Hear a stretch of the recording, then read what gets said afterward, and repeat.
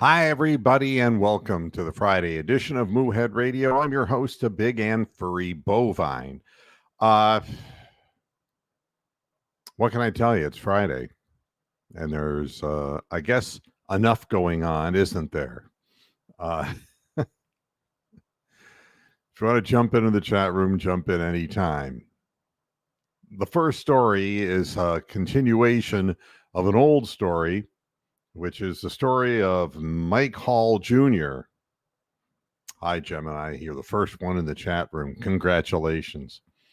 Mike Hall Jr. accused of putting a gun to the temple of his fiancee. And she has now recanted her story. Hey, Orange Wedge. Well, thank you. Thank you for making a live program. I appreciate it. But that's why we have the archives, because most people aren't just free at 5 o'clock. That just happens to be when I'm free. So it kind of works that way. Hey, I, how you doing? Going to the Tribe game tonight. I hope they score a run for you. Yeah, this whole Mike Hall Jr. story upsets me right to the bone because nobody can make the mistake that she's claiming that she made. She has recanted the most egregious part of her accusations, the claim that Hall held a gun to her head.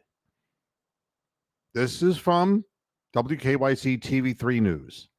So we know that this is a reliable source, local source.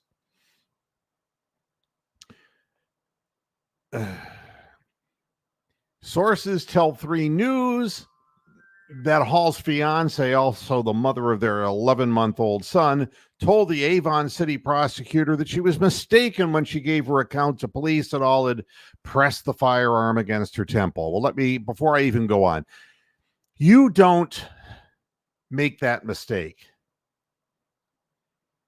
If there's a barrel of a gun to your temple, it's like, oh, I remember that wrong. You don't remember that wrong. You either flat out made it up and it never happened, or it really happened and you've decided not to press charges for financial reasons. It's one or the other. It always is. She also claimed that during that fight, Hall threw a baby bottle at her, grabbed her by her feet, and dragged her down the driveway. But there's more. Last year, Hall's fiancé was the one arrested by Columbus Airport Authority police after allegedly hitting Hall on the left side of his head with a glass bottle, leaving shattered glass at the scene. Hall was treated by medics on the scene for a minor injury. At the time, she was 6 weeks pregnant with the couple's first child, and she was charged with domestic violence and assault.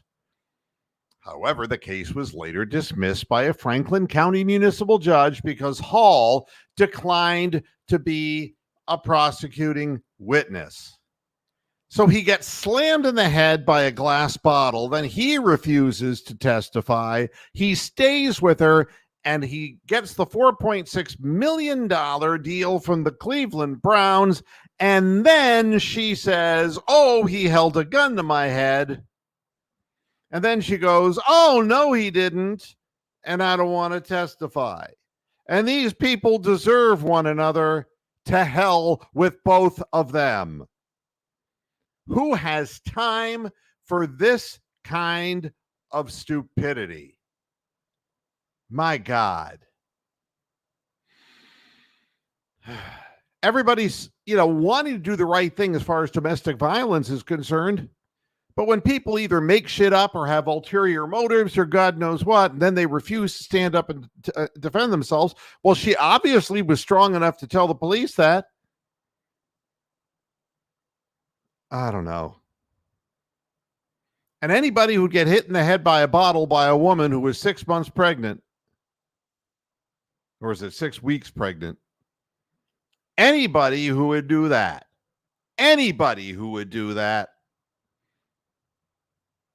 is just a glutton for punishment. We're going to bring Brian in here. Hi, Brian. How are you doing? Oh, I'm, like I usually am. I'm bewildered. Well, Friday has been a complete disaster, hell in a handbasket kind of a fucking day for me. So, sorry I'm late. Well, it just got worse because, Mike Hall Jr.'s fiance just retracted her story and said, no, he didn't point a gun at my head. So you see, But isn't that what happens in 99% of these domestic violence things? but now we find out that just a matter of months ago, she hit him in the side of the head with a bottle at an airport, and airport police arrested her, but then he refused to testify against her. This has all come out to light. Is already done. It is no different than the Deshaun Watson and women thing. Who do you believe when both sides are tainted? Who do you believe? They found 2 guns at his house. But that doesn't necessarily. I don't know. You don't know. But if the I person mean, who knows allegedly refuses to testify and retracts her story, well, then the only honest one is going to be the little girl who got dragged across the fucking yard. oh, you think they're going to let her testify? She's a minor. They're responsible for her, right? They can. Well, no, but I mean, just questioning her would at least clarify what she saw, because I don't know she that you could can. definitely see a dude pointing a gun at her mom's head. Yeah, and so could she. She had the gun to her head. But you see, people don't tell the truth all the time, or they have other reasons why they're doing what they're doing. But money always comes into the equation, always. And that 4.6 million in front of Mike Hall is probably why she's with him. And to make matters worse, I can't even come up with a story why he's with her. If somebody hit me in the side of the head with a fucking glass bottle, I sure as hell wouldn't be around that person. Right. Let me introduce you to my glass swinging fiance. It's fucked up. And I don't care if he can play football. I don't care if he can't play football. I don't care about these people. And I just want them to go away. And I just wanted the women with Deshaun Watson to go away because they were unlicensed people who were massaging people on Instagram. I just wanted them to go away. And you know something? I just want Deshaun Watson to go away. I just wanted to we'll bring in Casey Kasem. What I'd really like to see is all of these people just simply vanish. Hi, I'm Casey Kasem, and welcome to the countdown. Today, we're counting down the most stupid, ignorant, disgusting people right here. And Casey Kasem's sickening countdowns are heard on great podcasts like Moohead Radio. Goodness gracious. I still can't believe he was the voice of Shaggy. Oh, yeah, I know. Like everybody knew it. You know, it was like Tennessee Tuxedo. It's like, no, that's Maxwell Smart. I know who that is. Oh, God almighty. So all of this that we get that has nothing to do with sports, but people's problems. That's right, Keith. People got problems. And why we have to hear about these problems, I have no idea.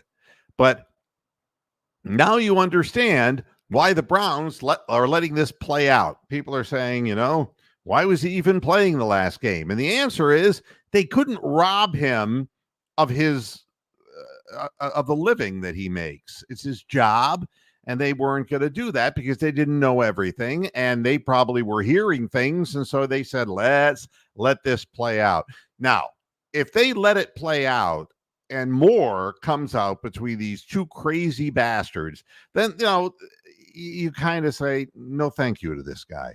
He's 21 years old, and he's got to know better than to keep going back to somebody like this, or worse yet, to do what he's accused of doing and now suddenly not accused of doing. But unbelievable. I'm very disappointed in Slagle. You can't do any better than fucking Dwight Howard. You classless little a-hole. Who are you constantly referring to? Amsterdam. Oh, what's he saying? I'm sorry, I didn't even Oh, speak. he was talking about settling a sexual assault case with Dwight Howard. Like, Oh, fuck you, man. You can't do any better than that. well, I don't expect You're any back. better. You're down in Florida raping little cabana boys, but you want to come at me with that? Uh, you got to just ignore Amsterdam. He's just trying to be funny. He's really all right. Not up here, but he's all right. Oh my goodness. So Alright. at any rate, and then on Friday, it's the old story replaying itself. It's like, what did Miami of Ohio, my alma mater, thank you. What did Miami of Ohio? It wasn't really my alma mater. I flunked out of it, but I was there. Okay. I was there in You gave them 75 and money at some 76 and point. 77. That's right. They took my money. Yeah, absolutely. And then they booted me the fuck out because I just wasn't going to class. It's a whole complicated thing. But be that as it may, I was there in 75, 76, 77. And, we had some good athletes at Miami of Ohio at the time. And Sherman Smith would have been the best of them who went into the NFL. He was the quarterback for the Miami of Ohio football team when I was there. And we had some really good basketball players who got tryouts. Chuck Goodyear, he got a tryout with the Bucks. Archie Aldridge, great high school player from Middletown, the same high school that John Lucas came from. We had Bernard Newman. We had a good basketball team. John Shoemaker. It was a good team, and it was a team that was good enough to beat North Carolina 50-49. And I was there, and I broadcast the color commentary of the game. That was fun. And that was when Phil Ford, future of the Sacramento Kings, he was playing for North Carolina. Had a good team. And in the NCAA tournament, we beat defending national champion Marquette University. So you remember, Marquette was at that time that would have been pre-Dean Smith, right? No. Dean Smith was the coach at North Carolina when we beat him. We beat him in the field house right there on campus. No, I mean, they were nationally ranked the whole 9 yards. They were a fine basketball team. Had Walter Davis. They were really, really fucking good. The four corners offense. Walter Davis of the infamous Suns team that ended up getting broken up over a drug deal. Yeah. But I mean, we really. They had really good players, and we were a really fine team. And Marquette had Jerome Whitehead at the time. He was, so they were the defending national champions. Al McGuire had retired, and Raymond had taken his place as head coach the whole. So at any rate, I digress. Miami of Ohio is more likely recently noted for Ben Roethlisberger being the quarterback that they put into the NFL, who had a much more prolific career than Sherman Smith did in the NFL. But the story of NCAA football today is the same shit you're hearing, and it's going to get nothing but worse. Miami of Ohio had one real legit national player. His name's Graham Nicholson. He was the kicker for Miami of Ohio. He was the number one field goal kicker in the country. All right. Miami of Ohio coach Chuck Martin has officially accused Alabama of illegally recruiting Graham Nicholson. Of course, a charge that the Crimson Tide coach denies. Martin made the accusation after being asked at a video for the school website about losing his star kicker through the transfer portal. Nicholson, who won the Lou Groza Award as the nation's top place kicker last year, is replacing Will Reichard at preseason number 5 ranked Alabama. We didn't lose him, Martin said. He's at Alabama. We know exactly where he's at. You media people, it's all pretend. Like, no, Alabama stole our kicker. They illegally recruited our kicker and stole him from us. It's a fact. But We that's live, modern NCAA football, yeah, unfortunately. we live in this la la type world, he said. Like, hey, let's not talk reality. I don't know why. Everyone knows what's going on. Alabama stole our kicker. A couple of other schools tried to steal him as well. Meanwhile, of course, the Crimson Tide coach said he entered the portal and we reached out to him. Yeah, well, why did he reach out? I mean, why did he enter the portal? Because you offered him money. Fuck you, people. He was 27 of 28 last year, and all but one of his 36 extra point attempts. Well, and primarily because of NIL money. He can how much do you think he could possibly make at a school like Miami of Ohio in Oxford, compared Ohio, to compared to fucking Alabama? no, not going to make shit. that's the bottom As a line. kicker, he can make a fucking $1 million before he graduates. Well, it's like the Michael Stanley band said. It's a lady's choice. Now look what you've done. It's a lady's choice, and the choice is next to none. I mean, come on. What choice does the kicker have? It's like, holy shit. Yeah, I'm going to Alabama. I'm going to go with a bunch of uneducated people down there. But, I don't care because, frankly, the NIL money is so good. And we want to do things that were fair for college athletes. And I think they got the shaft when they couldn't even own their own likenesses in video games. And I was very outspoken about that. But it's all corrupt. Everything. Yeah. I just, and Double P is saying, if I miss Guardian talk, I want to add great game one against Class A and the bullpen. Even Daniel Schneemann had a good game, who I was complaining about Monday, and even Lame Thomas came up clutch. What is he referring to? Were we playing a doubleheader today? Probably, maybe because of weather or something, but no, that's I don't know what he. I made a I made an old rap fucking reference from remember the song Informer? Yeah, sure. Snow. Yeah. Canadian rapper. Yeah. So I really don't know what he's referring to because the Guardians play tonight, and that's, I guess, the game he's going to.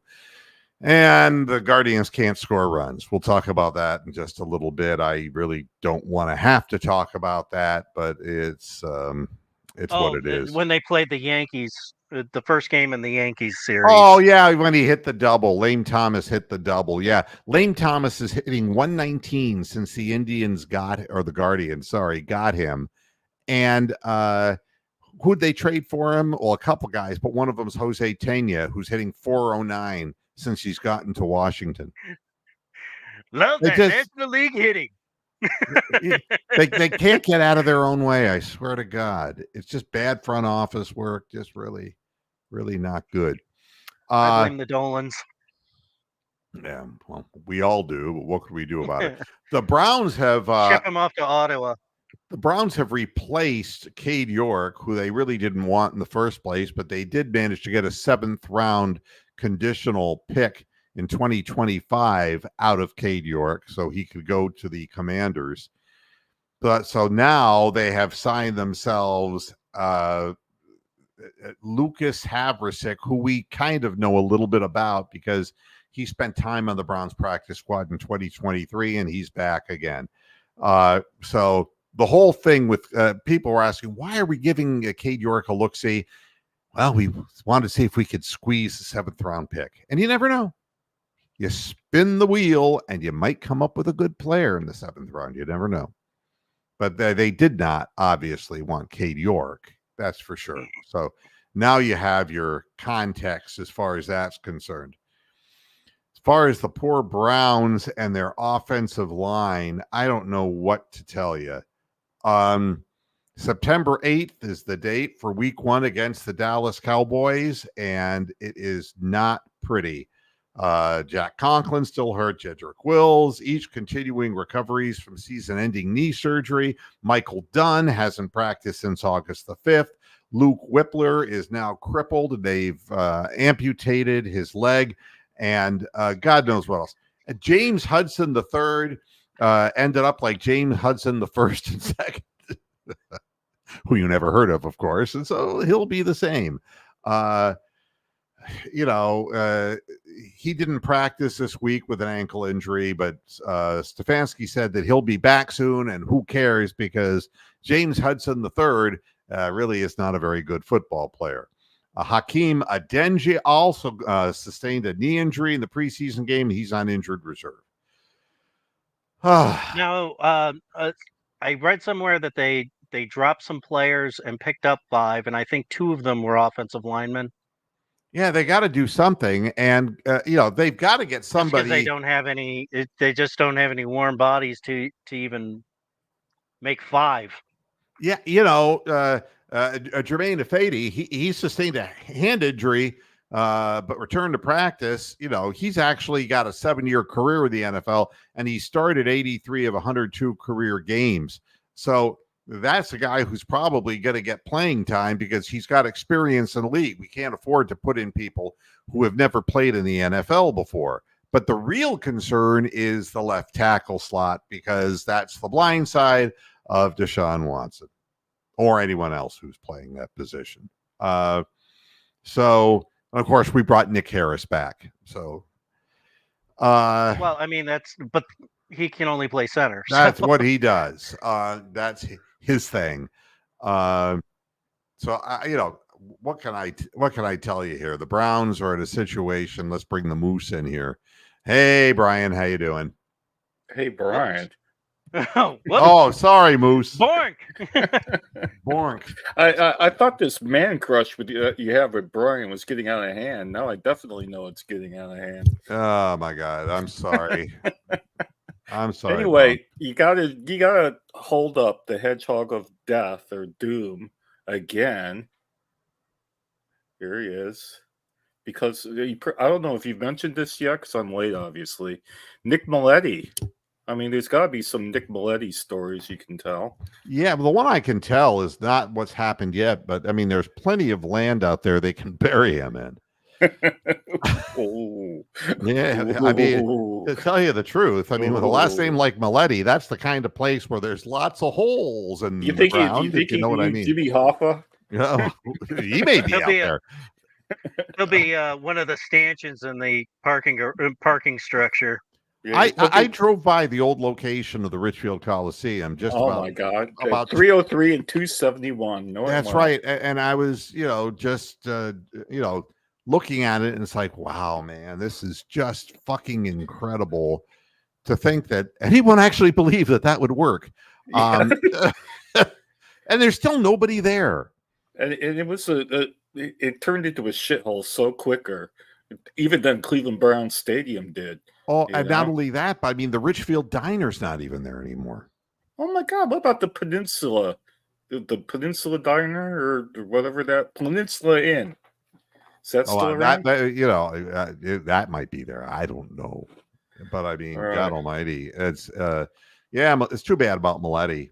But I mean, that whole thing he was old though. God, he was like 90 something.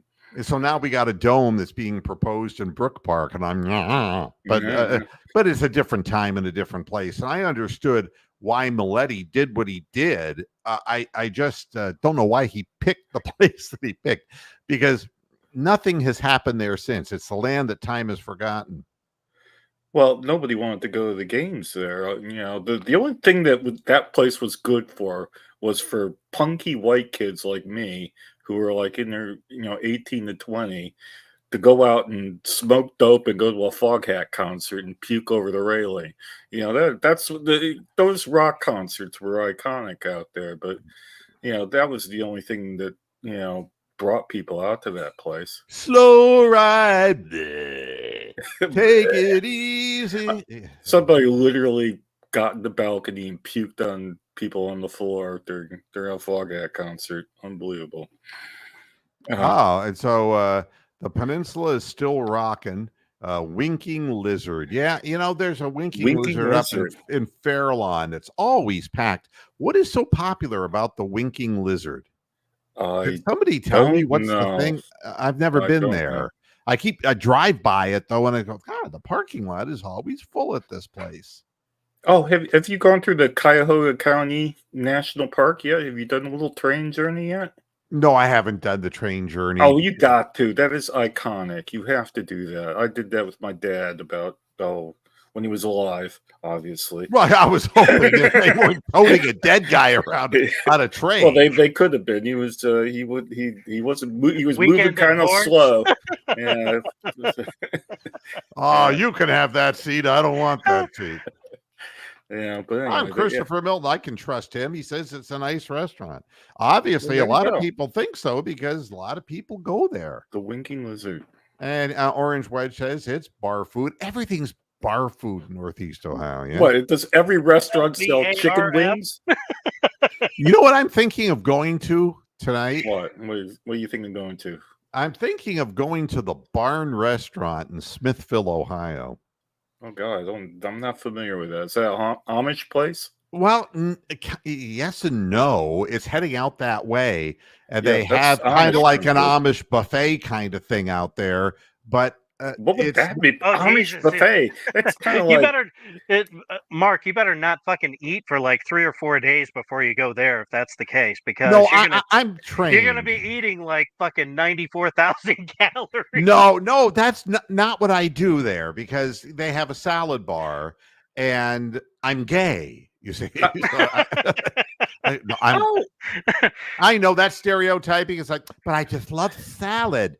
I'm not trying to get my head around an Amish buffet. And I'll That toss sounds like yours. the Amish buffet sounds like jumbo shrimp. That just doesn't make sense. An Amish buffet. Oh yeah, but that's what they're famous for. And what they do is they put out roast beef and roasted chicken and some fish. And I just saw the funniest thing I have to say this because when a comedian comes up with a line that just knocks me flat, and Sarah Silverman, who is an acquired taste to say the least. I think she's one of your people, isn't she?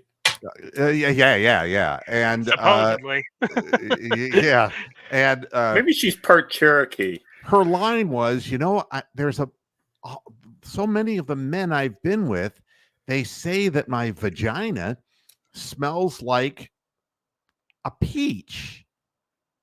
And then she stops. She goes, no, a peach. They said a peach tree.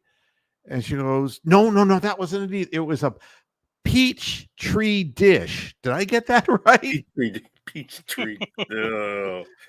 I was just fell over. It's like, very good. Very good. That's bacteria, man. Orange Wedge. Get the cornbread where? At the Winking Lizard or at the probably barn? Smithville. Bro, I would think the barn probably has cornbread. And now, when I was still on X, there were a few restaurants down by the stadiums that I actually followed in downtown Cleveland. So there might actually still be some decent places to eat there. Yeah, if anyone's been to the barn, Orange Wedge has been to the barn. Is the food any good there, Orange Wedge? I mean, or is Are you going to trust somebody in the chat room to tell you whether the food's good or not? Hey, anybody who knows of the place, I mean, believe me, Smithville is in the middle of nowhere. It is the middle of bumfuck Amish country, my friend. So what was good? What was good, Orange Wedge? What did you eat besides the cornbread that was good? See, I'm going to ask him a bunch of questions here so I can verify his authenticity. Well, you should get a pretty good variety of meat. If he says something that's not on the menu, then you don't trust what he says. Exactly. The corn on the cob could actually be real corn. They fucking GMO shit. They only have the buffet like on Fridays, Saturdays, and Sundays. The rest of the time it's just straight menu stuff. It's more comfort food, So I thought you can feed the ducks. All right. Oh, didn't he quarterback for Pittsburgh? Yes. Whatever happened to that guy? can't even remember his name now. Just remember He Duck. got signed by somebody and was a third or fourth stringer. All right. So the state of the Browns' offensive line is troubled, to say the least. And I don't Aren't we know. all troubled? Yeah, I really don't know what to tell anybody except Nobody knows they the have to. troubles I've seen. Yeah, they have to play Jedrick Wills. They have to play Oh. him. They have to play. All the guys Conklin. who are injured. They have to play because if they don't, it's going to be a shambles. And they're not Yeah. even sure. They're saying, well, we don't really know whether Deshaun Watson is going to play tomorrow. And it's like, I wouldn't. And the thing is that he's not even enthused about playing. If you remember, they came to him and they said, so when did the coach tell you that you were playing? And he was like kind of confused. Uh-huh. And now you know why he was confused, because I think the message that Deshaun gave them is, no, I think I'll sit in a meaningless game. And it was like, no, you're playing, Oh, dear. Yeah. So I don't know what to say. It's Well, and pay very close attention to the weather for Don't Seattle. they have a dome? Like, can't they? Yeah. close it? No, they have an open stadium. Are you sure? They don't play in the Kingdom. Didn't they used to? They used to a long time ago. Oh, But okay. they built the stadium and then they Yeah, acoustically tuned it for the fan noise to be Really exceed loud. 100 and Yeah. like 114 decibels or something. Yeah, but if he's going to be Sean Kemp, Brobot, he's got to gain Sean about Kemp. 75 pounds. And just Yeah. be nasty have as about- hell. Yeah. And run around and have 14 kids by 10 different women. Hey, look at Christopher. Check Oh, out the brain on Christopher. It's got a retractable dime. That's like Moohead's pocket. Yeah, that's right. That's Here an you old go. Jewish trick. It's a retractable dime. You grab one and it snaps back in my It's pocket. like the quarter with the string on it. Here's your quarter, yoink. Yeah, Wow. and I guess A retractable dome. So it has a dome. Brobot. I worked for the Seahawks. Lumen Field is a stadium with huge awnings over the seats. So it's open over the field so that the slaves can get wet and the fans can stay dry. Yeah, it's kind of like Okay. yeah, Like so Dallas. because I know that the Cardinals had to play in the rain a couple times against the Sea Hags. Now, Pierre Strong is not going to be playing anytime soon. I mean, when I don't know, and I was talking with somebody on Twitter about this. If you have ever had a bruised rib, God forbid a broken rib, but I mean a bruised rib, which is what they're saying Pierre Strong has a rib contusion. You can't fucking breathe. Oh, you can't breathe. You can't touch it. You can't. Cough. And you know what the worst part of it is? You can't even exercise. There's nothing you can do. You got to be motionless. You got to be motionless because the thing will not heal. So you're not going to hear from him for at least a month. And not only that, any little impact, you lose your breath. You cannot breathe for like 5 or 10 minutes. Yeah. So they will be having to one hit from a safety or a linebacker. They'll have to fucking take him off the goddamn, come out and get him off the field. Well, there you go. Yeah, and Amsterdam saying he broke 2 ribs 5 months ago. When you break them, that's the worst. When you have a bruise, it's still, you're not going to. Yeah. I mean, 4 weeks and then they'll wait. He's a 4 to 6, 4 to 8 week situation, so he can't play running back. So we have Jerome Ford and Deontay Foreman. That's what we got. And yeah, and Nick Chubb is not. There's no way that they're going to put him in and say you're starting the season, Nick, because God forbid if something were to happen. Jerome Ford, but then who's the guy that they just released? That got signed. I think got signed by Philadelphia or somebody. I don't know. I really don't know. But they didn't have anybody who looked shit to me. We'll pick up somebody on the waiver wire. I said that the last show, I think. Yeah. We'll As a matter of fact, I think we're that gonna waiver wire somebody. yeah, it's and so Jerome Ford and Deontay Foreman's perpetually injured too. So they're going to have to come up with something. I mean, there's so many shortages of players. At this point, what you're going to get out of Deontay Foreman is basically Kevin Mack when there was no Ernest Miner. I mean, that wasn't good.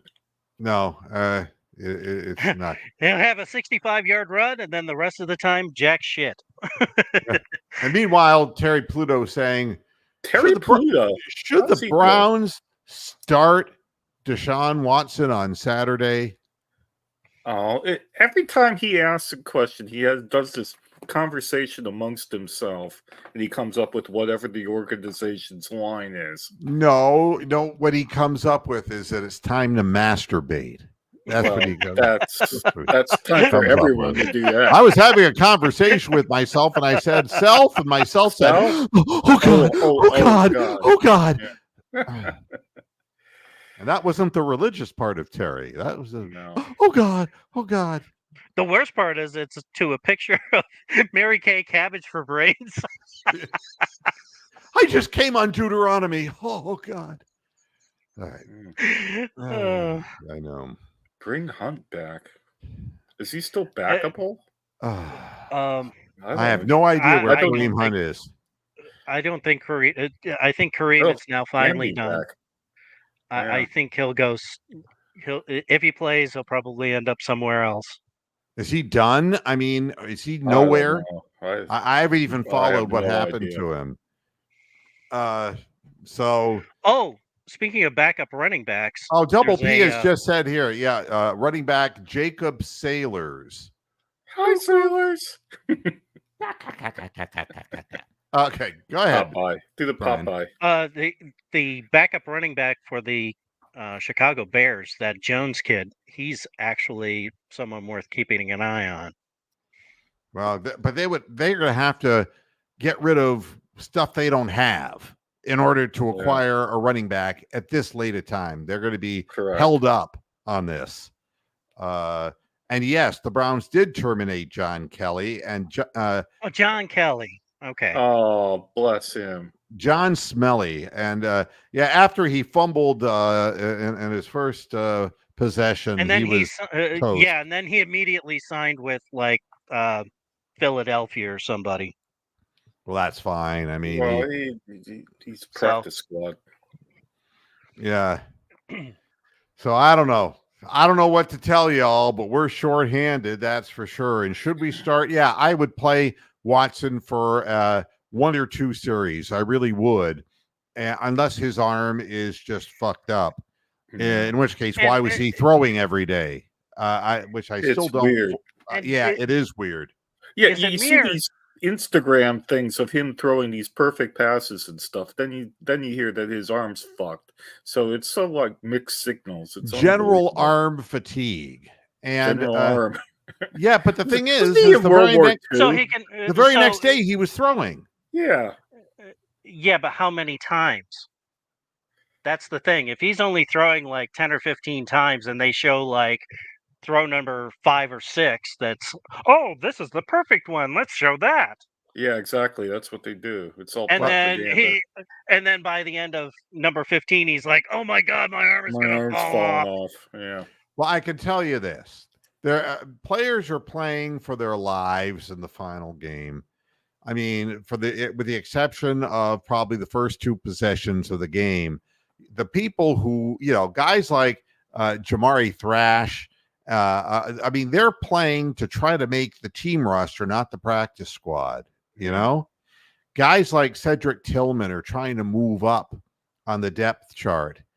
There's a lot of stuff that's going on, and they got to get a look-see on those people. So whoever's going to be playing in the beginning of the game ain't going to be in long.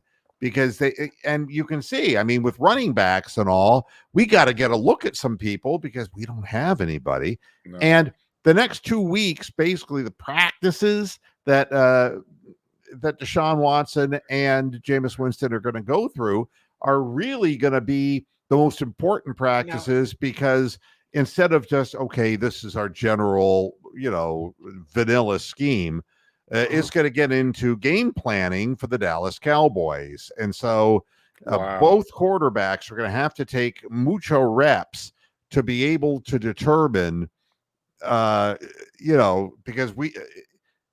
Jameis Winston has to have a bunch of reps with this offensive scheme and for the game planning, because at any moment, Deshaun Watson could be done. It's just and I'm not wishing anything on anybody. I'm just saying that the way things go, both quarterbacks have to be up to speed.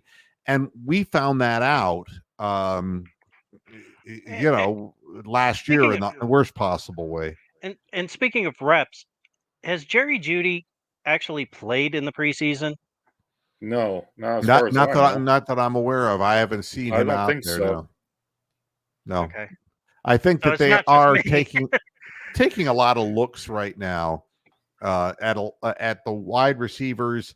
They've really been taking a good look at Cedric Tillman, who people say has improved, and Jamari Thrash is another one. But people feel that Thrash is going to be a guy who makes the practice squad, but he's not going to stick. I saw another real interesting stat of how much more effective the Browns offense was in the 1-2 lineup than with the 1-1. In other words, one tight end blockers. Yeah, well, the 1-2, the 1-3 was the famed 3 tight end scheme. Correct. Yeah. So I'm assuming 1-2 would be 2 tight ends. So wide receivers have just not been the strength. And I'll say again that the Browns have 3 tight ends. We got Njoku. We know about him. And we've got Payton. Is that right? And who's the second string guy? Payton is the guy who is the third string guy who's working hard to make gains. Who is the backup? Akins. And so didn't do anything last year. Hey, look at my tennis shoes. Does he have a diet? Aiken. No. But he actually had a good number of receptions the year before he became a Cleveland Brown, but he did nothing last year. So we have 3 tight ends who are capable of playing, and we are going to need the blocking help. I mean, as much as we're talking about downfield throwing, we are short of offensive linemen, and we're going to rely on a lot of tight end formations, multiple tight end formations again, because that's, first of all, what Stefanski does, and that takes precedence over everything. And he's calling the plays. That number 83 looked pretty decent in the last game. He's built like fucking LeBron James. That's Payton, and he's a guy who's developing. But yeah, he's looked like he's going to make the team, I believe, just because of the whole 1-3 thing. And Ken Dorsey bringing in a new scheme, all bets are off, Bruce Drennan. All bets are off when you are lacking offensive linemen. You need blockers in the game. You're going to have more tight ends on the field. As Siaki, Ika, Waka, they're not sure that he's going to make the team. Yeah, and I saw that the guy from Australia who's 6'7" kicking a football over a stadium. I saw that. We'll see about that. Well, at least if he's a rugby player, he'll go down and actually tackle somebody. Correct. Absolutely. Now, here's this. Denzel Ward plans to continue playing in the wake of his 5th concussion. I know. I mean, And you want to know what's the funniest? And it's not funny, but not funny, haha. But what a coinky dink is that the play that he got that concussion, To which get they hit in were the saying head. was a concussion at first. He was covering Elijah Moore. Oh God. So they collided, and Elijah Moore's helmet fell off. He didn't get a concussion. And the big fluffy helmet that they're using now didn't fall off of Ward's head, and he got the concussion. So that'll tell you something right off the bat about these stupid helmets. God almighty. And it's just, he's 27 years old, and he ain't going to live for long. Yeah, he's got a brain like he's 45 now. Yeah, I mean, this is, and it took him, weeks to admit, or 2 weeks to admit that he actually had a concussion. And, here's what Stefanski said. We have a great medical team. We have resources here when guys are in that protocol, and I'm confident Ward has taken every one of his concussions seriously. Now, Denzel, how many were there? I don't know. I don't remember. Yeah, I don't remember a thing. And again, the problem is now that he's had 3 or 4. Oh yeah, you'll get another 10. He can. It's easier to pick up the next one and the next one, and then all of a sudden he sounds like Ronnie Lott right after he retired. Yeah, I mean, Ward has taken every one of his concussions seriously and has done extensive research on them in terms of aftermath. He just can't remember those things. That's all. Yeah, I don't know. I feel sorry for the guy. I feel sorry. I don't know if he's married or not, but boy, that family's got a long way to go 30 years from now. They asked him if he was going to wear the Guardian cap this season. As of right now, no. And I know I got Indian cap. Yeah, I don't go out there thinking about concussions. I did a lot of research over the season on concussions and how to treat them and stuff like that. So, I got a few concussions. Did I tell you that? Yeah, I know. I forgot. I did a lot of research. Did I mention that? Yeah. Good Lord. And as far as Jedrick Wills is concerned, it's like, why is he not back? I mean, I understand why Conklin is not back because he's had 47 injuries. Correct. And he doesn't have a leg left. But what's the story with Jedrick Wills? He had an MCL injury, had surgery, and he's still not back. I never thought that he was just a very assertive guy, not a real hard worker, a big man. But I always got the impression he's not a hard worker. He was one of those overrated Alabama LSU type guys that we keep getting, and he mauls people with his size, and but I don't hear about him working hard and all of that stuff. Yeah, because they're entitled. They've always been entitled. Well, I mean, some people are real hard workers, and some people just aren't. Yeah, some people are Nick Chubb, and then there's everybody else. Right. And I mean, and that's what you heard first and foremost about before he had that horrible injury. That how hard he worked, during the offseason to keep his body in the kind of condition that it is. But you never heard that about Jedrick Wills. In fact, no, Jedrick Wills is still just as big as he was, just as overweight as he was. And last year, to be very honest with you, he finished the 2023 season with a 54.5 run blocking grade. Mediocre as hell. That's right.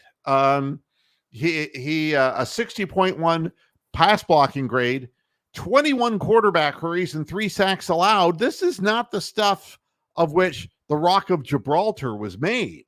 No. It's a shame we don't have Joe Thomas. I mean, he was born 7 years too early. Joe Thomas. Where's Chris Pike when you need him? Yeah. Well, even James Hudson the third or fourth or the fifth. It's again, what can I tell you? Now, before I get out of here, You're getting out of here? yeah, I'm gonna get out of here. Oh yeah, you're going to dinner. You're going to Smithville. Maybe I'm not Maybe. sure that I'm going there. And if I go there and I see a possum on the buffet, I'm gonna know that they're just scooping that up from Route 585 outside the restaurant. And I Now don't want. they gotta get rid of those horses somehow. You know, the old cart horses that just fall over and drop dead. So Yeah, and yeah, that's right, Crumbly. Steve Miller Band. Yeah, absolutely. yeah. So the headline: This is not the time to hit the panic button for the Guardian. Ah! Well, no, it really isn't. You just have a bunch of guys who can't hit, and that's been the Yeah. problem with the organization ever since we were able to hit. 1999, maybe. Yeah, I mean, we just don't have offensive players. Never have recently. We don't spend the money to keep good quality players. Correct. We keep thinking that we're developing people, and we're not. we're developing, Yandy Diaz so he can be a star someplace else. Is what it amounts to, Yeah. because we're never satisfied with what we have, but we get rid of it, and the ones we keep are the Russell Branions, and we know the story. And right now it's playing out with Kyle Manzardo. It's just not working. They promoted Manzardo up to AAA, even though we only hit 253 at AA. Yeah. And without, he wasn't Mr. Power. And, No. and look at John Kenzie. The days of carrying a Jack Clark or a Rob Deere, guys who barely hit 250 or 218, but could bomb 35, 38 home runs in a season. Those days are over. I mean, look at John Kenzie Noel. He's hit 10 home runs. All right. Yes. And, we tried other people coming up that were allegedly power hitters, and Manzardo couldn't hit. He can't hit a breaking ball, by the way. The thing about Manzardo is he can't hit breaking stuff. And neither can the rest of the team. The rest of the team can't hit off-speed pitches either. So, I mean, that's really at the heart of it. And they're not making any adjustments. They're flailing away at bad pitches, and they'll never score any runs because they are panicking, because instead of taking the ball the opposite way and having the patience to do that, they're not doing that. And this is absolutely right, Double P. I read the same stat. I mean, you look at these numbers, it's horrific. That is grim. I mean, it's just like they're out of gas, but more so it's the judgment at home plate. They're just flailing at balls. And I mean, they're getting up in the count 2-1, 3-1, and they're swinging at pitches outside the strike zone. They won't take a fucking walk because they've seen so many guys fail with runners on base. Everybody's trying to do it themselves, and they have to do it collectively. But by the same token, then you're looking at it, they're looking at the pitching staff, and they're thinking, okay, today they're going to give up 6 or 7 runs, so we better score something. Well, we got Tanner Bybee pitching tonight, who's been good for us, and he's going against Eovaldi, the former Yankee, who's 8-7 this year and is doing pretty well. Then we have Ben Lively, who has been less than great lately, against John Gray. And then we have Matthew Boyd against Cody Bradford Sunday. So it's going to be tough. And Cantillo failed in his tryouts, coming up and getting bashed. And the last thing I'm going to say before I get angry is Stephen Vogt's not doing himself any favors by the decisions he's making and continuing to put Nick Sandlin in games where he's hanging every slider he throws, and he brings him in and the base is loaded and he gives up a grand slam. I mean, you can't trust him. He's a guy who tops out at 90, 91 and is, and throws a breaking ball that's just flat planed. It doesn't drop because he's got that sidearm delivery. And he used to throw a sinker that goes down and in, but he stopped throwing that, and he's just throwing frisbees over the plate. And it's not at all good. So unreal. And that's right. We pitched to Aaron Judge and he jammed it up our ass. Absolutely. The strategy is lacking here. Wow. You know. Well, what would Maniaca do? Well, you know, I would probably pitch Nick Sandlin because he'd be the only guy I got. Eli Morgan? Eli Morgan. More like Eli Whitney. Yeah. Scott Sauerbeck? Do you know, the more I do Manny Acta, Yeah. the more you start sounding like Scarface. Wow. Well, you know, say hello to my little friend. Yeah, I'm getting confused in all of this. Yeah. Terrible. Well, all right. Is it time for Dick Goddard? Yes, it's time for me, and I'm back to tell you that the weather was beautiful today, and the temperatures are going back up in Northeast Ohio, and kind of like Terry Pluto's penis when he strokes it, and because he's the only one stroking it. Correct. Yeah. Not even That's Billy, only after he not takes even 7 Billy, Viagra. not even Billy Squire. Wow. There's an arcane 80s reference. Yes. Yes. So Lonely is it the was night. 81. Pluto. Thank you. Beautiful 81-degree day. Supposed to go up to 84, 85 tomorrow. Ooh. And sunshine, nothing but blue skies above. It's really perfect weather for the Woolly Bears, and I'm so happy for them. Oh, Thanks boy. for asking, Bronk. All right. Right. I'm done. Thanks You're done. everybody I'm done. Thanks everybody for tuning into this edition of Boohead Radio.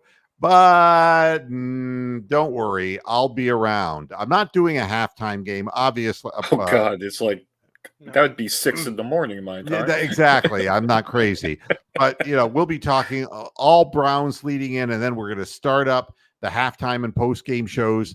Week 1 against the Cowboys, Wow. and we'll be. So you're going in without preparation. So you're going to be going in flat out without your starters showing. You're not playing a preseason game. No, we're going right. There's no You're going right rehearsal. in. You're going to snap your fingers, and you're going to be right in mid-season form. If I don't know how to do this by now, Well, Thanks everybody for tuning in. One thing I'd like to add. After consideration, I think I'm going to be joining on the regular season Monday show so that we can kind of discuss NFL. The aftermath, right, of all the not just our game, but other games. Correct. Yeah, so I'll be joining you guys for that. Good. That's nice to hear. There you go. All right. Well, thanks everybody for tuning in, and I will see you on Monday. Until then, hasta la vista, Pasture Heads. Good night. Good night. Good night.